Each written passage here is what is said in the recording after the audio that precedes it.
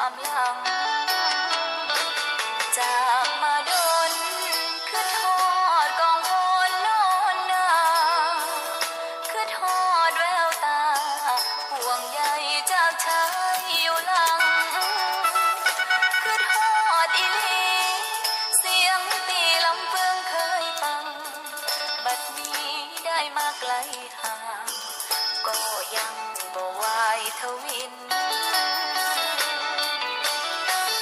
ได้กลิ่นยามหนาวค่อยเศร้าใจแท้อยากหวนกลับคืนตักแม่อยากให้แม่จีเข้าสู่กินอยากกลับไปฟังหมอลำย้ำบุญกฐินอยากชวนเพื่อนหวนคืนดินกลับไปกินข้าวจีบ้านเฮา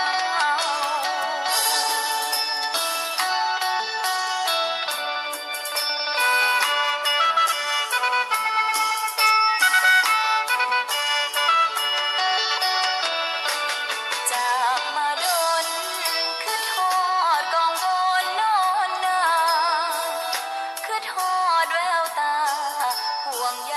จากชายอยู่หลังคือทอดอีลีเสียงตีลำเฟืองเคยฟังบัดนี้ได้มาไกลห่างก็ยังบ่ไหวทวินได้กลิ่นยามหนาวค่อยเศร้าใจแท้อยากหวนกลับคืนตักแม่อยากให้แม่จีเข้าสู่กินอยากกลับไปฟัง